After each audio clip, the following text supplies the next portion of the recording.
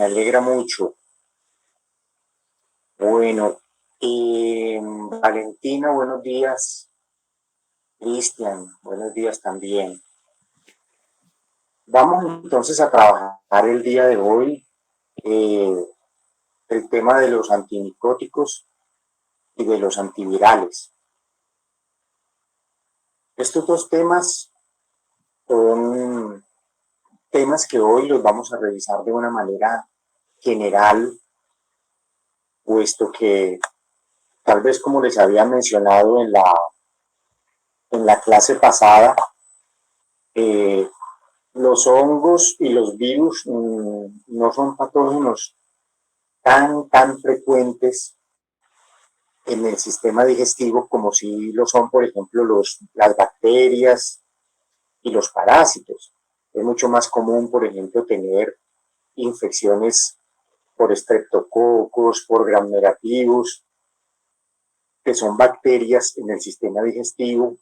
Por citar algo, las peritonitis son mucho más comunes que las infecciones virales, que son menos comunes, y que las infecciones micóticas. Entonces, los antimicóticos son los medicamentos que se usan para el tratamiento de las infecciones producidas por hongos, y los antivirales son los medicamentos utilizados para el tratamiento de las infecciones producidas por virus.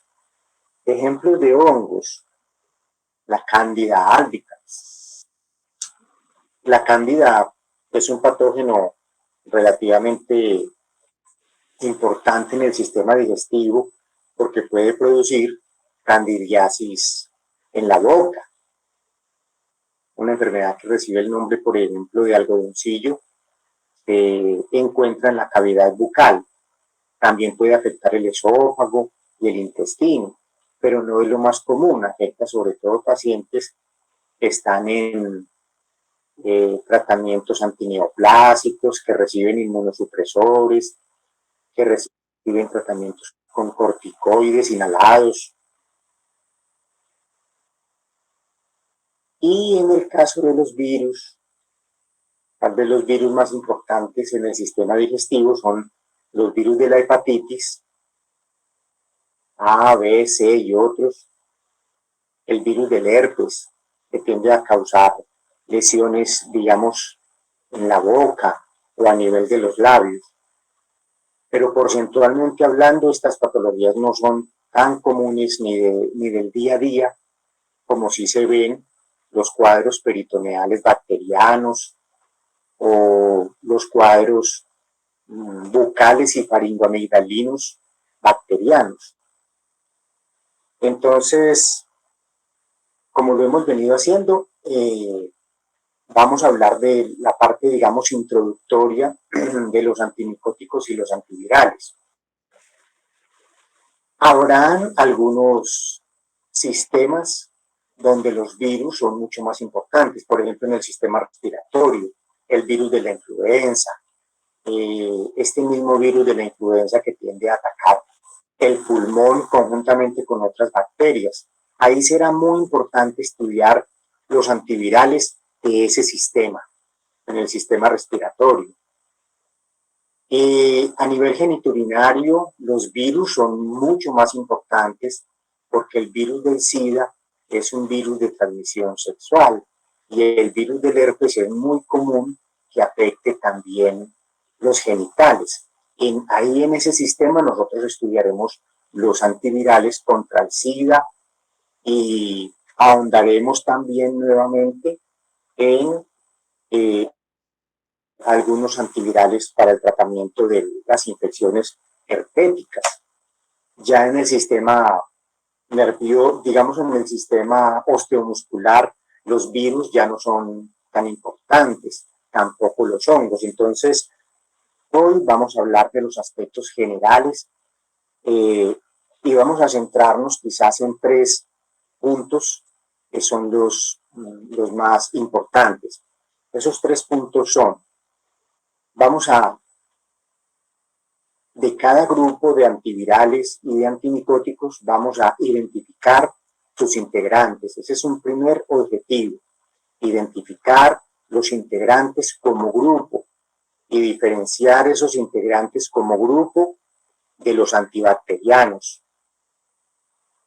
El segundo objetivo será mencionar algunos aspectos farmacológicos generales, tanto de antimicóticos como de antivirales, no solo en cuanto a sus usos, indicaciones, aspectos farmacodinámicos, algunos aspectos farmacocinéticos, reacciones, etc. Y el tercer aspecto que vamos a mencionar en el día de hoy es algunos aspectos farmacológicos ya particulares de algunos antimicóticos que se usan más comúnmente, sobre todo en el sistema digestivo, como son el fluconazol y la nistatina. El fluconazol se usa en casos de candidiasis orofaringea o incluso intestinal, y también la nistatina se usa en caso de candidiasis. También el fluconazol puede ser un antimicótico útil cuando la cándida está asociada a cuadros peritoneales del tipo de peritonitis terciarias. Y en el caso de la nistatina es más útil sobre todo para candidiasis bucal, orofaringea, incluso esofágica y también intestinal.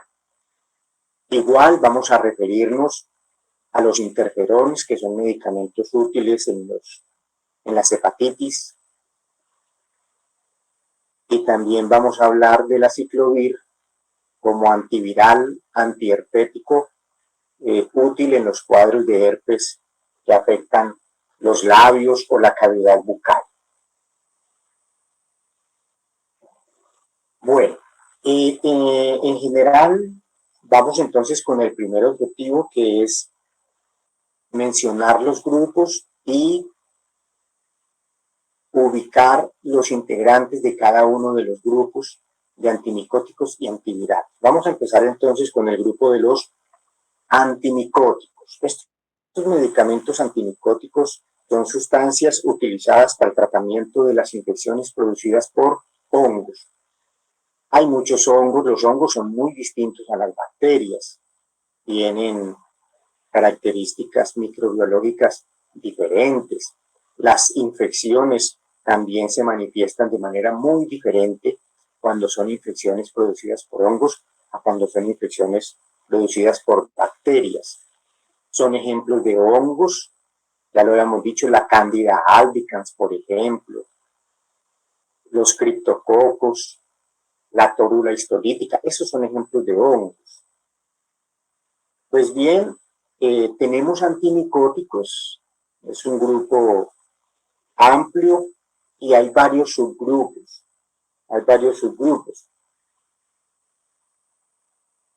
Un grupo de antimicóticos son los denominados azoles.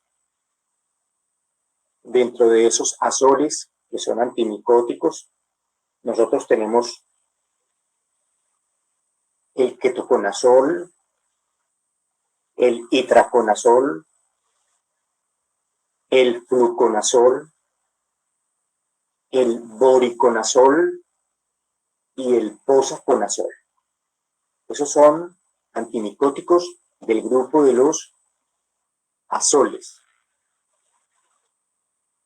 Estos antimicóticos tienden a utilizarse algunos en infecciones sistémicas. Todos estos que les he mencionado, ketoconazol, itraconazol, fluconazol, voriconazol y posaconazol, son utilizados en infecciones sistémicas.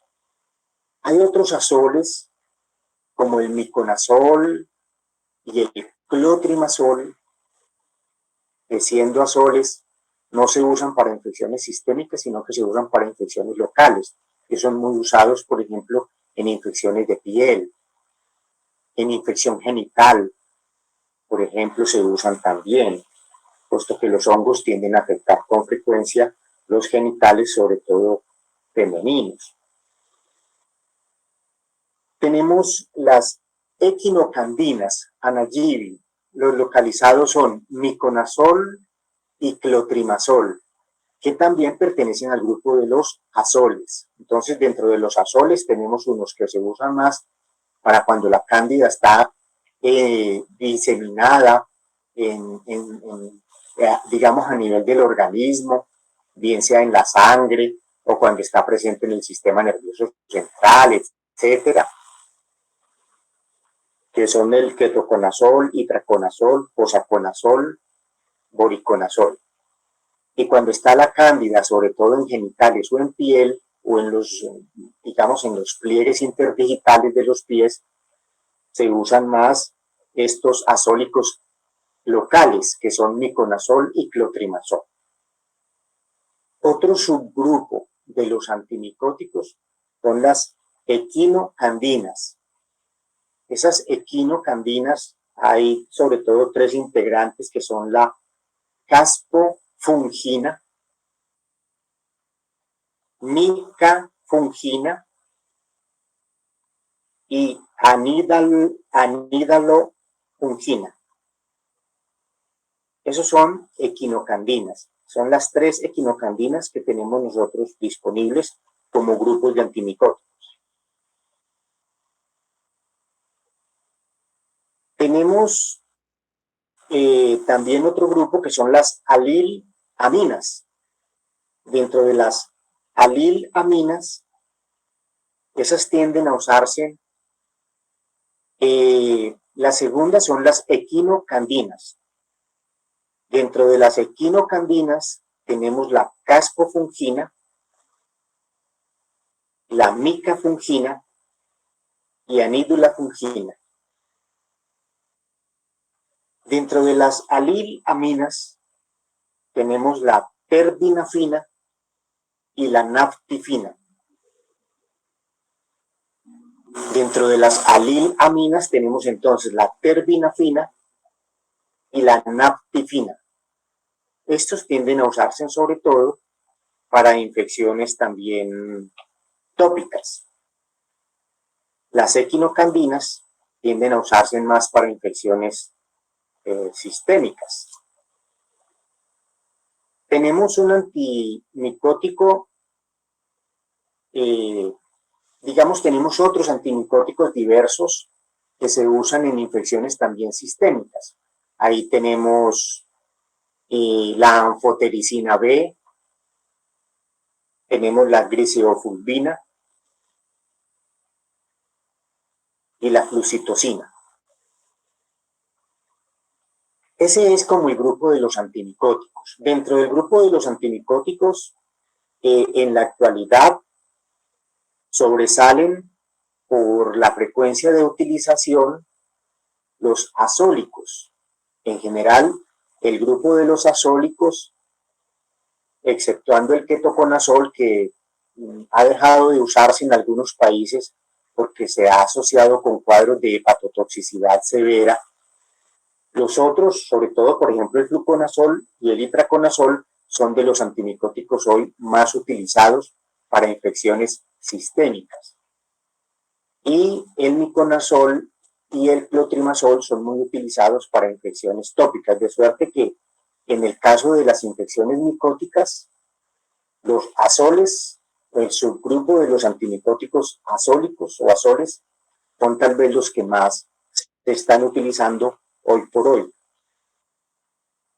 En infecciones graves sistémicas producidas por hongos se utiliza la anfotericina B, sobre todo tal vez el que más se tiende a utilizar, aunque tiene una alta toxicidad, como lo vamos a mencionar más adelante. Entonces, hemos cumplido parcialmente el primer objetivo de identificar los integrantes del grupo de los antimicóticos y diferenciarlo del grupo de los antibacterianos, que mencionamos todos los integrantes en la clase pasada. Vamos ahora con el grupo de los antivirales. El grupo de los antivirales, a ver, los últimos tres. Los últimos tres de los grupos. A ver, voy a hacer un resumencito entonces de los Anfotericina B, los que se usan sistémicamente. Anfotericina B, flucitocina, se usa mucho también sistémicamente, y también se usan para infecciones sistémicas la gliceofulvina, pero en infecciones más mucocutáneas. No sé si con eso queda claro lo que estábamos comentando. Bueno, listo, Esteban. Vamos ahora con los antivirales para completar el primer objetivo. Y dentro de los antivirales, este grupo es mucho más abundante en cuanto a integrantes. Los antivirales son, digamos, medicamentos utilizados para el tratamiento de las infecciones producidas por virus.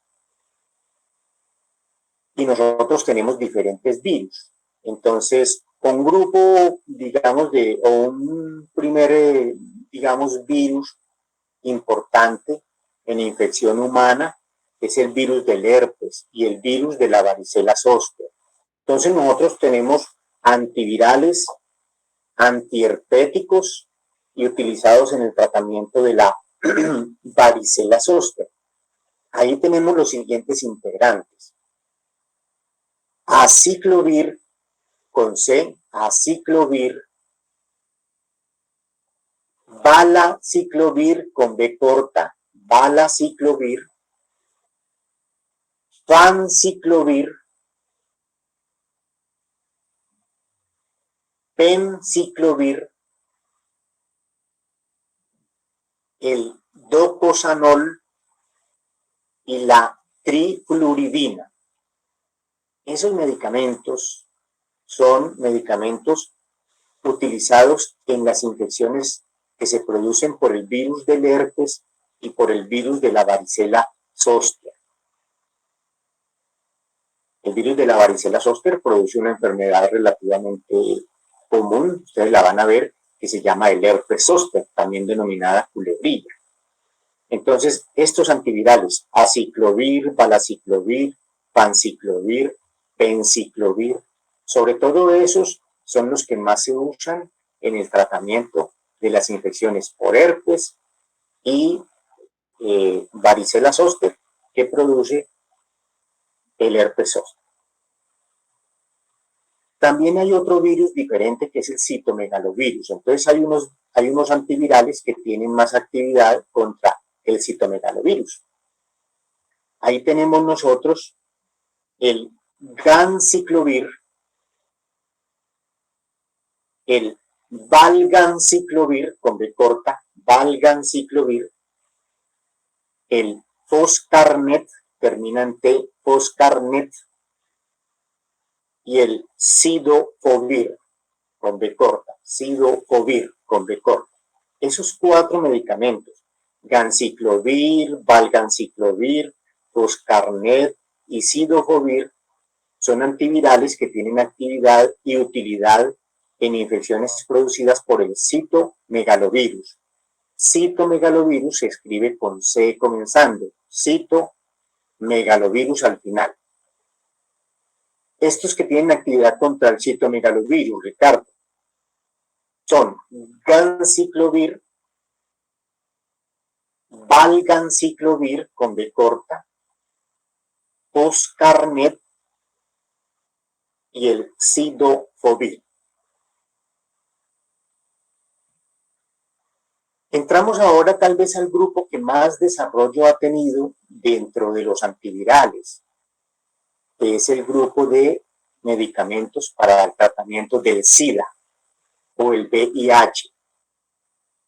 Para el tratamiento del SIDA o el VIH se han desarrollado muchos medicamentos.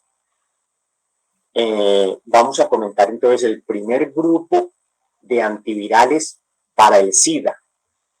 Ese primer grupo de antivirales se llama antirretrovirales inhibidores de la transcriptasa inversa. Antivirales que son antirretrovirales inhibidores de la transcriptasa inversa. y son análogos de nucleósidos o de nucleótidos. Entonces ahí tenemos ese primer grupo de antivirales contra el SIDA, que son antirretrovirales, inhibidores de la transcriptasa inversa, análogos de nucleósidos o nucleótidos. ¿Cuáles tenemos ahí? Abacavir es el primer integrante de ese grupo de medicamentos para el SIDA. Abacavir. Didanosina, ese sería el segundo integrante del medicamento de ese grupo para el SIDA. Didanosina. Emtricitabina. Emtricitabina, terminando B larga al final, ¿no? Emtricitabina, esa citabina es con C y termina con B larga al final. Emtricitabina. Lamivudina con B corta. Lamivudina con B corta. Estabudina con B corta. Estabudina. Tenofovir con B corta. Tenofovir. Comenzando con Z, salcitabina. Comienza con Z, la segunda es con C y la última es con B larga. Salcitabina. Y el último integrante de este grupo, de los antirretrovirales, inhibidores de la transcriptasa inversa, que son análogos de nucleósidos o de nucleótidos, el último integrante es la sidobudina con Z, comienza con Z. Sidobudina, comienza con Z y con B corta. Sidobudina. Ahí tenemos los integrantes del primer grupo de medicamentos para el SIDA. Vamos con el segundo grupo de medicamentos integrantes para tratar el SIDA. También son antirretrovirales. También inhiben la transcriptasa inversa, pero no son análogos de nucleósidos o de nucleótidos.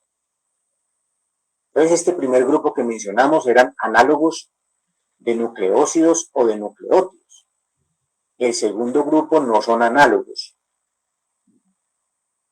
Ahí tenemos, en ese segundo grupo de antirretrovirales, inhibidores de la transcriptasa inversa, que no son análogos de nucleósidos o de nucleótidos y que se usan para el tratamiento del SIDA, ahí tenemos delavirdina. Esa virdina es con B corta. Delavirdina. Efavirenz. Ese virenz es con B corta y termina en Z.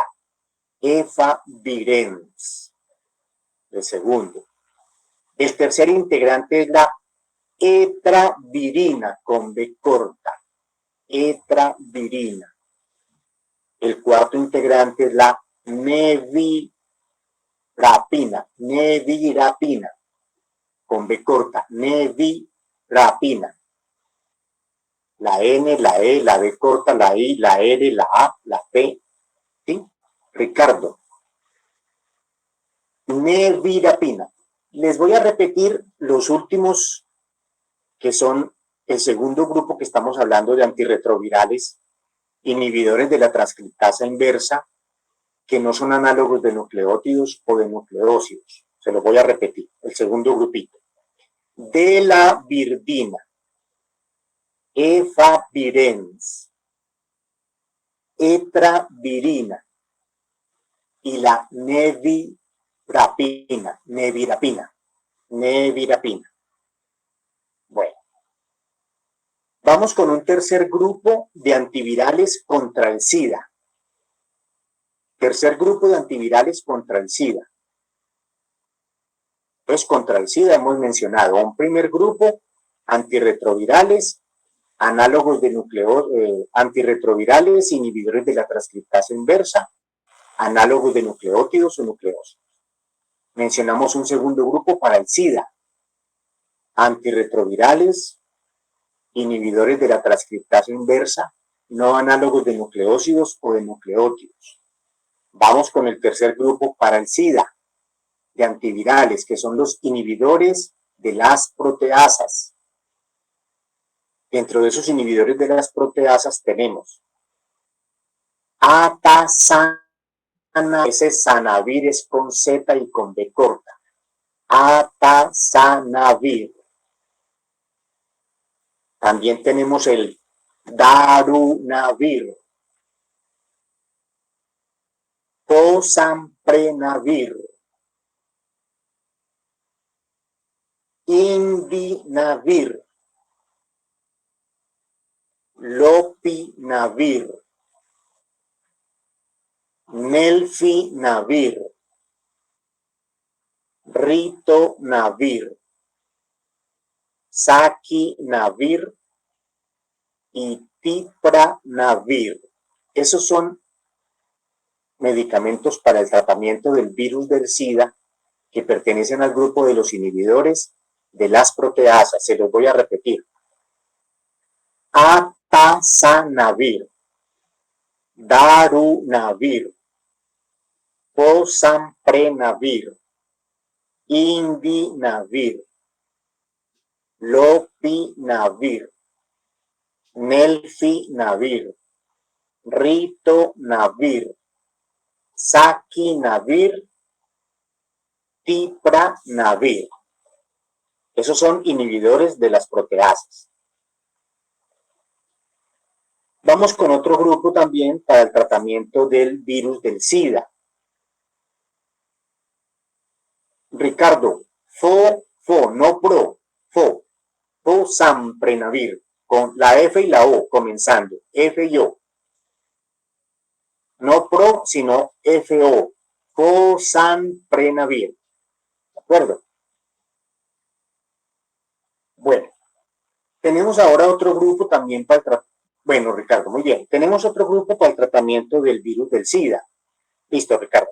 Otro grupo para el tratamiento del virus del SIDA. Ahí tenemos los inhibidores de la entrada del virus al linfocito T, que es la célula que destruye el virus del SIDA. El virus del SIDA destruye el linfocito T. Él necesita entrar al linfocito T para reproducirse. Y una vez se reproduce, lo destruye. Entonces, inhibidores de la entrada del virus, el virus del VIH o el virus del SIDA. Ahí tenemos la enfuvirtida. Esa virtida es con B corta, enfuvirtida. Y tenemos también el maraviroc, terminando en C. Maraviroc, con B corta y terminando en C. Maraviroc.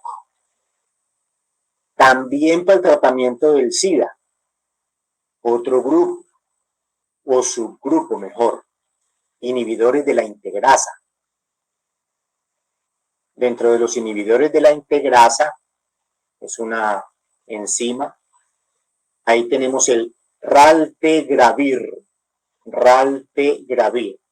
son inhibidores de la integrasa. Y ahí terminamos todo el grupo de antivirales para el SIDA con sus subgrupos. Nos vamos ahora al virus de la hepatitis B y a los antivirales contra el virus de la hepatitis B. Ahí tenemos el interferón, que es activo tanto contra el virus de la hepatitis B como contra el virus de la hepatitis C. Interferón alfa.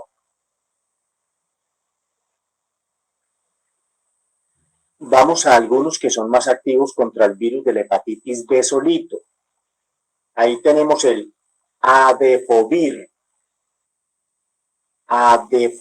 con B corta. Entecavir, lamivudina,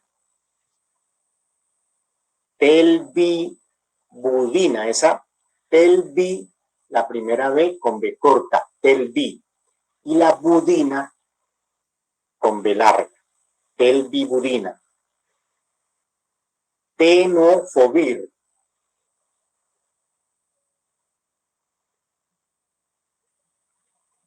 Les repito los antivirales contra el virus de la hepatitis B, ese grupito. Adefovir, entecavir, lamivudina, elbibudina y tenofovir. Y vamos con un antiviral que es útil contra el virus de la hepatitis C, que se llama ribavirina. Entonces, antivirales contra el virus de la hepatitis C. Primero mencionamos el interferón, que sirve para la hepatitis B y C. Luego mencionamos los que sirven más contra la hepatitis B. Ahora mencionamos el que tiene más utilidad contra el virus de la hepatitis C, que es la ribavirina. Esa ribavirina, la primera B es con B larga y la segunda B es con B corta. ¿Sí? Dejamos el virus de la hepatitis y nos vamos a los antivirales contra la influenza. Ahí tenemos la amantadina y rimantadina. Amantadina y rimantadina. Y tenemos el oseltamivir y el zanamivir. Esos son antivirales contra el virus de la influenza. Vamos ahora al grupo de los antivirales que tienen actividad contra los condilomas acuminados. María Alejandra. Antivirales antiinfluenza que sirven contra el virus de la influenza. Ahí tenemos amantadina y rimantadina. Y tenemos el oseltamivir y el zanamivir. Ese zanamivir es con Z y con B corta. Oseltamivir y zanamivir. Bueno, María Alejandra. Luego los antivirales contra el condiloma. Contra el condiloma tenemos interferones y el imiquimod. Ese imiquimod es con Q. Imiquimod. Interferones y el imiquimod. Y para finalizar el grupo de los antivirales o medicamentos contra los virus en general, tenemos los medicamentos contra el virus sincitial respiratorio. Para el virus sincitial respiratorio tenemos nosotros la ribavirina, que ya lo mencionamos atrás, ribavirina, y tenemos el palivizumab. Ese palivizumab, la primera B es con B corta, palivi, y el sumab es con Z, palivizumab, con B corta y Z, palivizumab. Ahí cumplimos el primer objetivo de los integrantes del grupo de los antimicóticos y de los integrantes del grupo de los antivirales, subdividiéndolos en los subgrupos y mencionando los integrantes de cada uno de los subgrupos. Como les he venido comentando, este aspecto es muy importante y por eso, para hacer esta parte introductoria en este semestre, que es la introducción a la farmacoterapia, este ha sido un primer objetivo y seguirá siendo un primer objetivo: identificar el grupo y dentro de los grupos identificar algunos subgrupos y en cada uno de esos subgrupos colocar los integrantes. Y ustedes deben estar en capacidad de diferenciar los grupos de medicamentos y dentro de los grupos diferenciar los subgrupos. Ustedes deben estar en capacidad de diferenciar un antiviral de un antibacteriano y deben estar en capacidad de, cuando se les mencione la acidobudina, identificar el grupo farmacoterapéutico en el cual se incluye. En este caso se incluye como un antiviral en el subgrupo de los medicamentos que sirven contra el SIDA y en el subgrupo de los medicamentos que son antirretrovirales, análogos de nucleócidos o de nucleótidos. Y diferenciarlo, por ejemplo, de la gentamicina, que es un antibacteriano, del subgrupo de los aminoglucósidos. Entonces, eso es muy importante. Por eso estos temas tan amplios los fraccionamos y durante cada uno de los sistemas habrá que estudiar ahí un poco más a fondo los medicamentos que serán importantes en ese sistema. Y cuando estemos, Dios mediante, en los sistemas que trabajarán conmigo, estudiaremos los medicamentos útiles en esos sistemas y volveremos a retomar los grupos y los subgrupos, porque esto hay que estarlo repasando, porque esto es muy amplio y se olvida, y no pueden haber confusiones acá. Recuerden el ejemplo que les comentaba de una persona que confundió el albendazol con el tramadol. Y en vez de entregar albendazol, entregó tramadol. Y la mamá fue y le administró a los niños todo el frasco de albendazol se puede dar, pero todo un frasco de tramadol no se puede dar.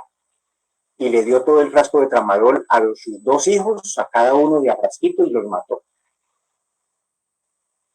Por un error que hubo en confundiendo dos medicamentos que no se deben confundir. Entonces esta parte es muy importante. Ustedes estudien y parte del examen del próximo martes será, ya les digo la pregunta, un medicamento a qué grupo pertenece, un medicamento a qué subgrupo pertenece, un medicamento para qué sirve, un medicamento para qué se indica. La lamivudina se indica en las infecciones por hongos, no. ¿En qué infección se indica? En las infecciones por virus. ¿Y se indica en las infecciones por el virus de la influenza? No. ¿Por el virus del herpes? Tampoco. ¿Por cuál virus? Por el virus del SIDA.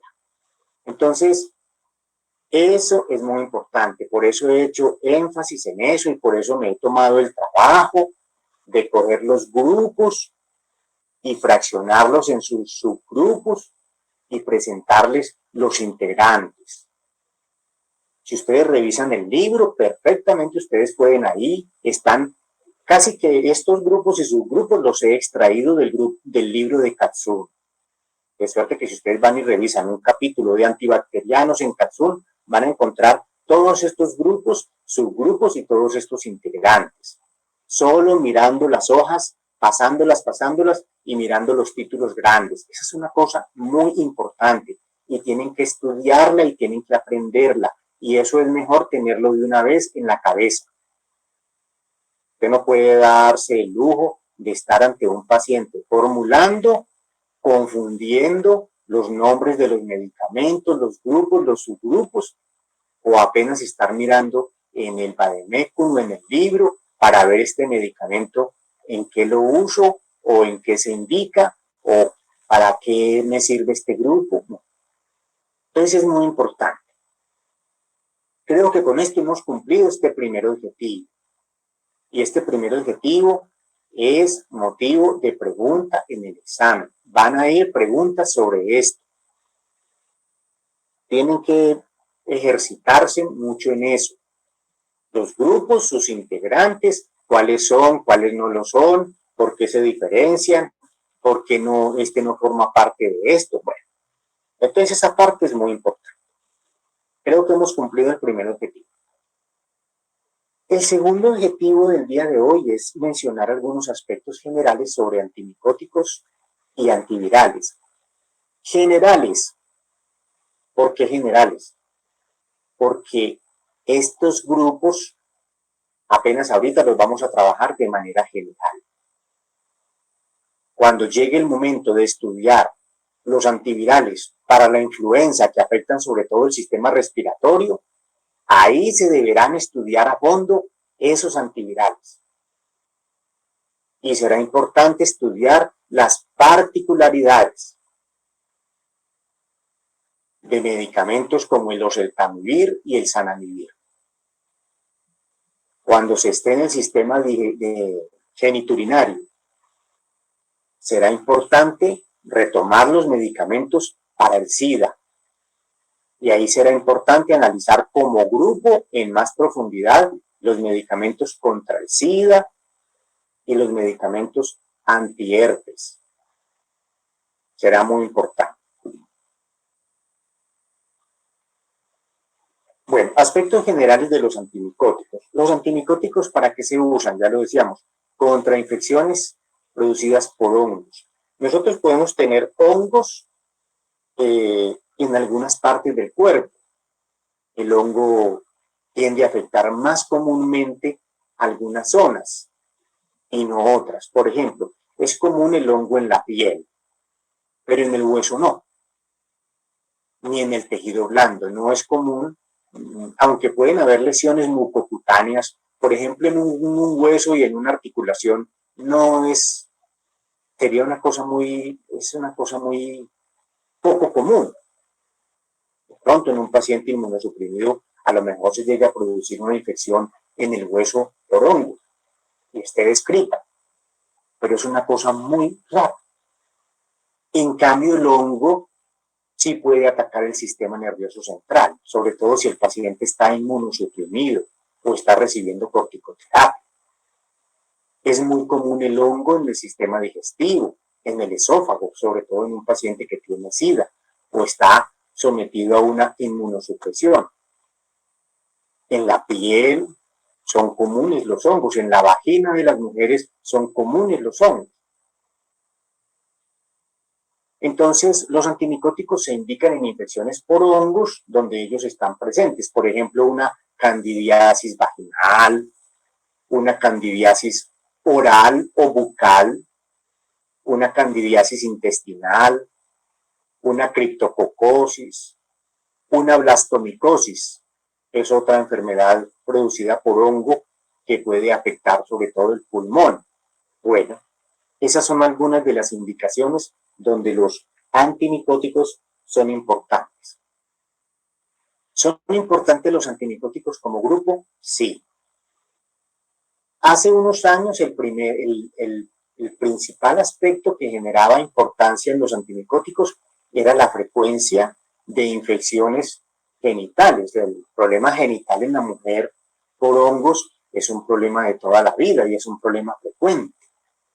Y también las infecciones de piel producidas por hongos siempre han sido un problema, pero no las infecciones sistémicas. Ese no era un problema. Las infecciones sistémicas han empezado a ser un problema desde que apareció el SIDA y desde que se dan tratamientos inmunosupresores potentes con inmunosupresores potentes que tenemos hoy, como los corticoides, antineoplásicos, etc.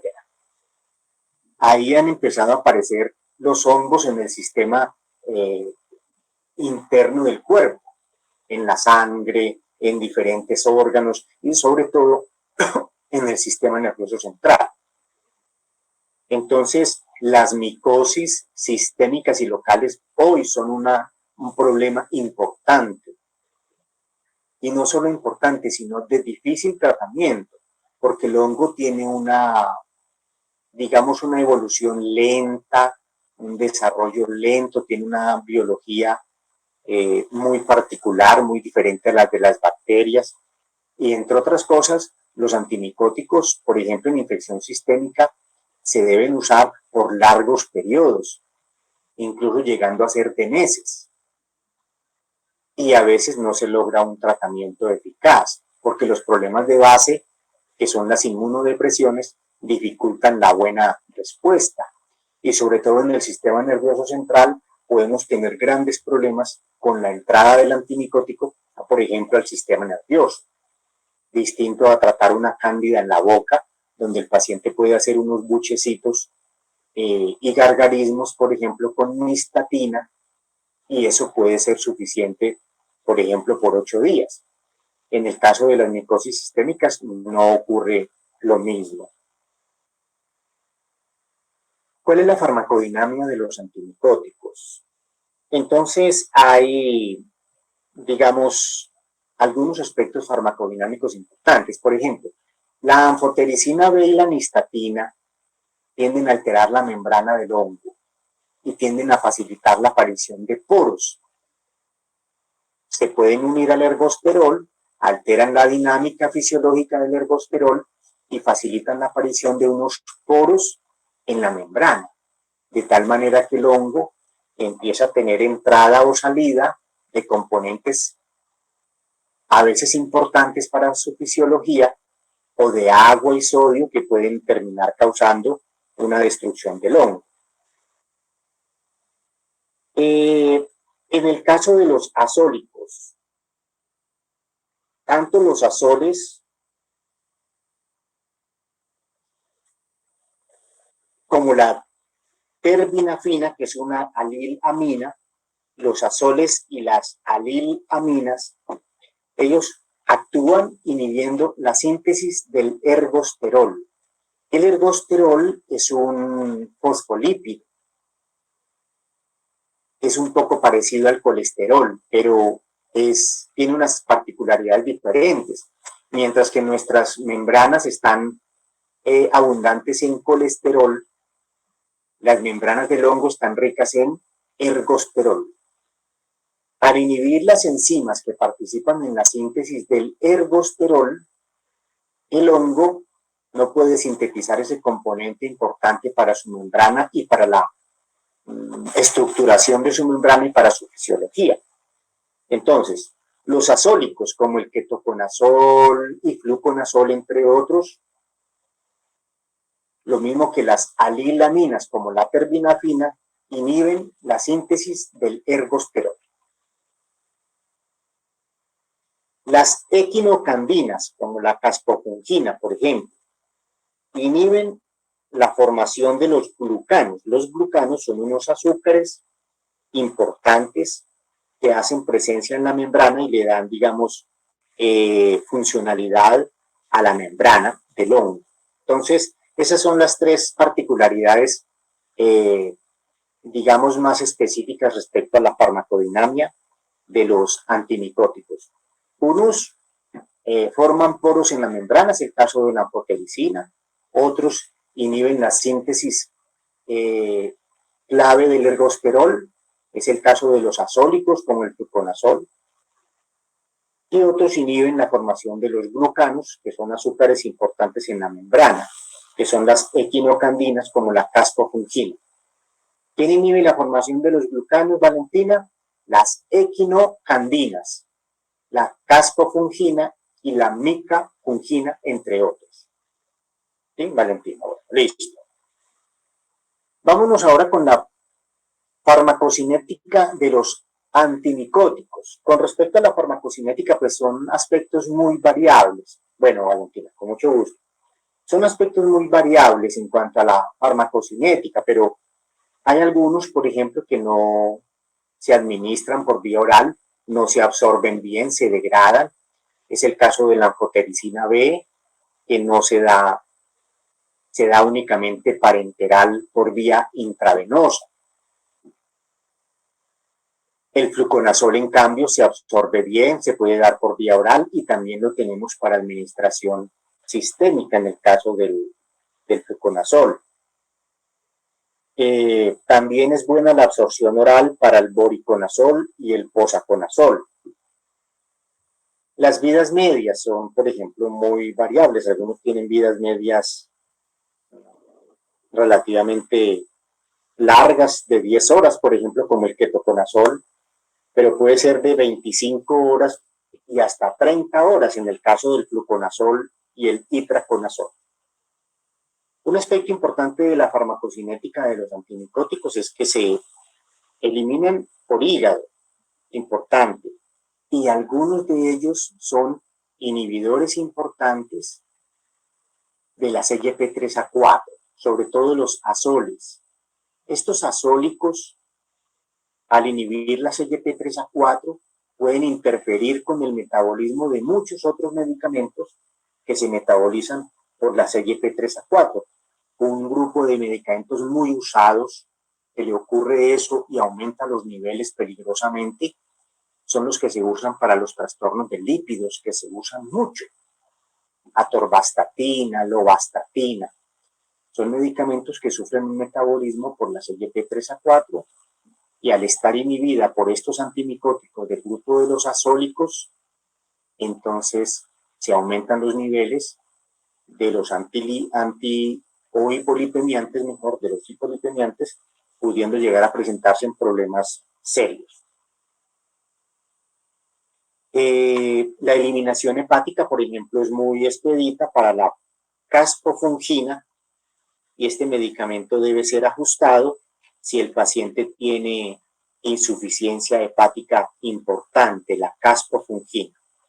Importante de mencionar el daño hepático asociado al ketoconazol y en general los azólicos pudieran asociarse, pero el que más se ha asociado con daño hepático es el ketoconazol y de algunos países se ha evitado ya su utilización sistémica por el riesgo de daño hepático. Reacciones adversas, tal vez los más seguros, aparte del ketoconazol que produce ese fenómeno de hepatotoxicidad, los azólicos son de los medicamentos hoy considerados un poco más seguros respecto a los otros, sobre todo a la anfotericina, que fue uno de los primeros medicamentos antimicóticos que tuvimos disponible, porque la anfotericina es muy tóxica, sobre todo para el riñón, es muy nefrotóxica y es una toxicidad dependiente del tiempo, de la cronicidad de uso. Entonces, con respecto a la anfotericina es muy tóxica y hay algunas reacciones asociadas al uso de la anfotericina en cuanto al uso agudo. Una vez se da la dosis, se producen algunos efectos. Por ejemplo, puede haber fiebre, puede haber escalofríos, puede haber vómitos, cefalea, hipotensión. Pero una vez la anfotericina se empieza a usar ya durante algunas semanas, empiezan a aparecer las lesiones renales. Muy importante con la anfotericina, el uso, evitar el uso con otros medicamentos que pueden ser nefrotóxicos. Entre ellos nosotros tenemos medicamentos nefrotóxicos muy claramente identificados, los aminoglucósidos, la vancomicina, algunos diuréticos como la furosemida, los antiinflamatorios no esteroideos que ya los hemos mencionado, la ciclosporina que es un inmunosupresor, son agentes muy nefrotóxicos. Entonces mucho cuidado con la anfotericina. Decíamos de los azólicos, que son medicamentos un poco más seguros, excepto el ketoconazol por su daño hepático, y en general son medicamentos un poco mejor tolerados, aunque se describen algunas reacciones gastrointestinales. Y con el voriconazol, por ejemplo, se describen algunos trastornos de la visión, sobre todo en la visión de los colores, algunas reacciones de piel y también puede haber fotosensibilización en el caso del voriconazol.